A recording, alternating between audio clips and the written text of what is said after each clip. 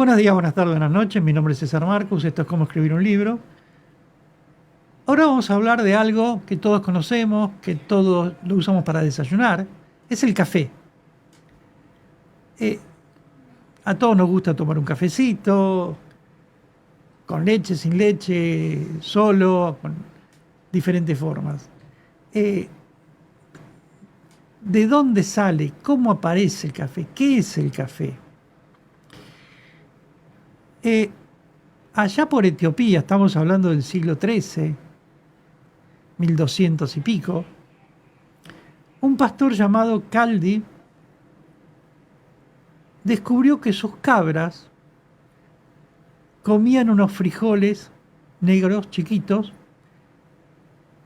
y de cierto árbol que había ahí, y se volvían energéticas, incluso no dormían de noche.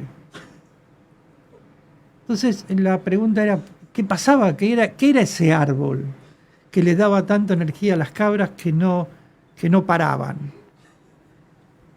Entonces Caldi se preocupó por su rebaño, por supuesto, porque de eso vivía. Recolectó muchos de esos frijolitos que llamaban y los llevó al abad del monasterio.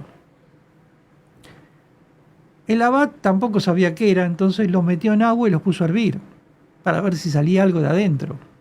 Y el agua se puso negra, un líquido negro que empezó a beberlo a ver qué sabor tenía y comprobó, estamos hablando del siglo XIII, comprobó que se mantenía despierto y alerta durante todo el día. Hizo la prueba de las cabras, pero en sí mismo. Entonces dijo, acá hay algo. Estas cositas, estas semillas negras que aparecen acá, marrones, más que negras, producían un líquido negro que era energizante. El abad, por supuesto, en el monasterio había muchos monjes, habló con los monjes y les ayudó a que conozcan les invitó a tomar este líquido negro, y empezó a crecer esto como un líquido energizante por todo lo que es la península arábica. Estamos en Etiopía, en toda esa zona que pasó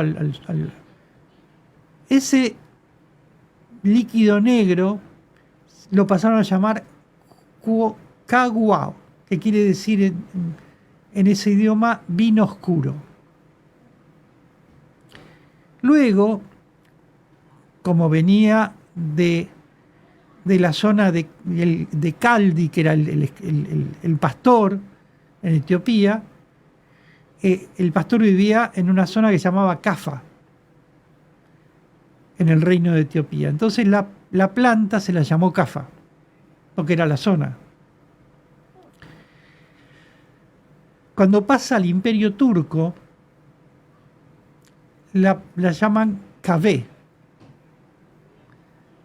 Vino caliente quiere decir en turco.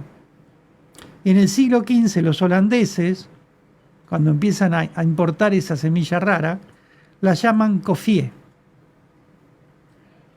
2 siglos después, los ingleses adoptan el líquido negro y lo renombran coffee, que era una bebida caliente que en poco tiempo pasó a ocupar todo el continente europeo.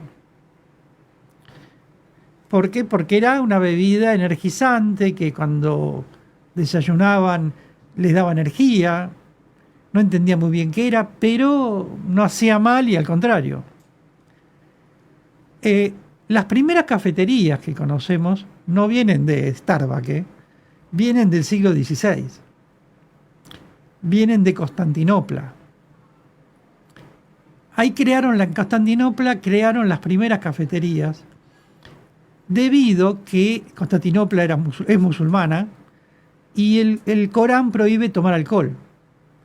La gente no musulmana se reunía en los bares a tomar una cerveza, un vino, y los musulmanes tomaban el té o alguna cosa, pero no tenían una bebida que los junte. Entonces, creando las cafeterías, que esta bebida energizante fue desplazando de a poco al té tan popular.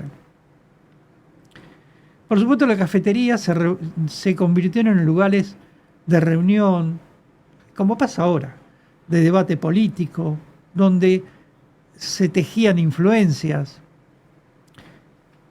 En poco tiempo, quienes gobernaban esa zona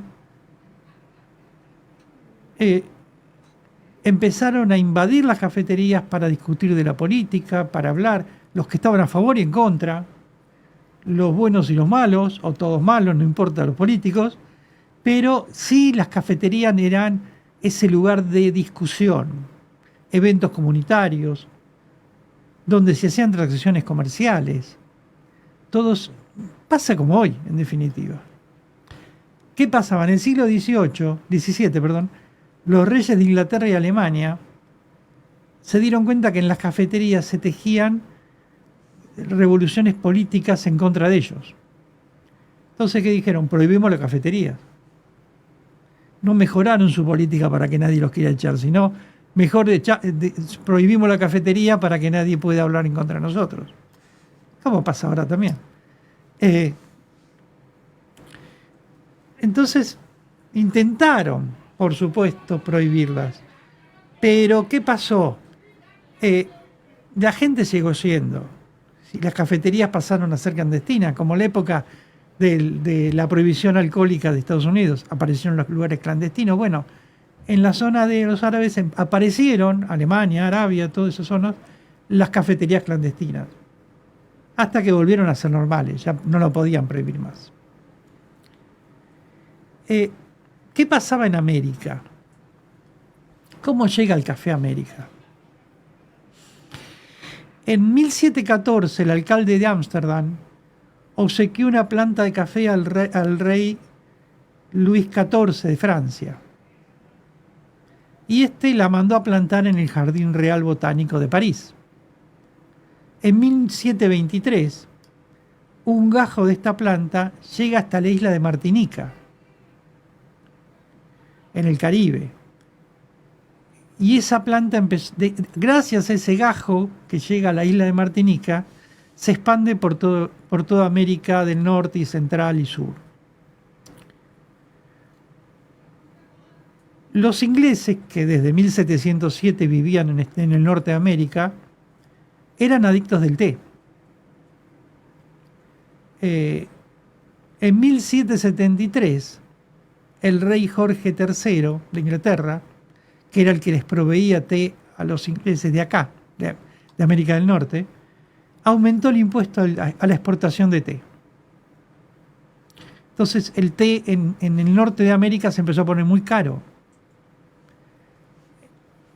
Y los ingleses que vivían acá, todavía Estados Unidos no había sido creado, provocaron este aumento del té provocó una rebelión de los colonos del norte de América, generando una gran revuelta conocida como el Motín del Té de Boston, marcando, se supone, estamos hablando de 1773, entonces se supone que ese fue el punto de inflexión. Estamos hablando del impuesto al té, nada más, pero ese fue el punto de quiebre donde los colonos del norte de América se independizaron de Inglaterra en 1776, 3 años después, y crearon Estados Unidos de Norteamérica, las primeras 13 colonias. Como vemos, un pequeño, como dicen siempre, una mariposa en un lugar puede provocar una revolución en otro. Bueno, un impuesto caprichoso del rey, impuesto al té, provocó una revolución en Estados Unidos del norte de Estados Unidos, provocando un país nuevo, independizándose. Ese empujón creó Estados Unidos. Entonces vemos que el café reemplazó rápidamente al té, y en Estados Unidos el café es algo, digamos, cotidiano. En cambio, en Inglaterra todavía el té de las 5 es como que sigue una tradición. ¿Qué pasó con el café en Europa? En 1615 llega el café a Venecia. Y el clero de Venecia lo condena como satánico, porque dice que era una planta satánica, que hacía que la gente se exaspere, que peleaban. Entonces lo que hacen es mandarle al Papa Clementino VIII una planta de café para que lo pruebe. El Papa Clementino VIII hace producir el café, lo hace servir, como decían todos que había que hacerlo, y toma, y le gusta mucho. Incluso pidió varias bolsas de ese coffee que se llamaba en ese momento, y le dio la aprobación papal. Ya dejó de ser satánico para hacer el mensaje de Dios, porque el Papa lo autorizó. Entonces, por supuesto, eso allanó todos los lugares para crear cafeterías en Europa. Se crearon en Inglaterra, en Francia, en Alemania, en Australia, en Holanda, las grandes cafeterías que hoy conocemos. Y los holandeses llevaron plantas a la isla de Java, llevaron plantas a las islas Sumatra y Celebes. Por eso hoy conocemos el café de Java, el café de Sumatra, el café de Celebes, porque eran los primeros cafés y fueron los que mejor crearon. Son caros porque son, digamos, los de mejor calidad. El café reemplazó rápidamente a todas las bebidas comunes, por ejemplo en el desayuno. Antes la gente desayunaba con vino, aunque parezca mentira, y fue reemplazado por el café, donde la gente se sintió que si no tomaba vino o cerveza en el desayuno y tomaba café, se le abría un poco el cerebro, podían pasar mejor por el trabajo, estaban más alertas, más energizantes, su trabajo mejoraba.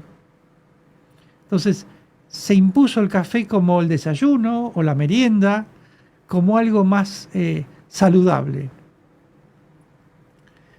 Como vemos, las cafeterías siempre fomentaron el intercambio de ideas, las reuniones, la expansión creativa. Hoy la gente va a estudiar, va a dar una charla, todo se hace con café en el medio. Se gestaron revoluciones también en la cafetería, maniobras políticas, planes económicos, incluso se va a una cafetería a leer un libro para poder estudiar otros o para presentar un libro, una cita amorosa, conversar con amigos. Y la cafetería trajo algo muy importante, que por ahí no lo tenemos muy claro, que es el primer trabajo de los jóvenes. Compartimos cafeterías y hamburgueserías. Es el primer trabajo que tiene un joven a los 17 años, 16, 18, de mal pago, sí, mal pago, pero es el primer trabajo que tiene un joven, que es fácil de realizar, no necesitan tanta experiencia. También es el primer trabajo que tiene un músico que empieza a presentarse en público, se presenta en una cafetería y empieza a ver si su música empieza a colar entre el resto. Son pruebas, es decir, la cafetería abrió hoy en día un montón de lugares nuevos para la sociedad, desde el primer trabajo de un joven hasta el primer recital de un nuevo conjunto musical. Muchas gracias.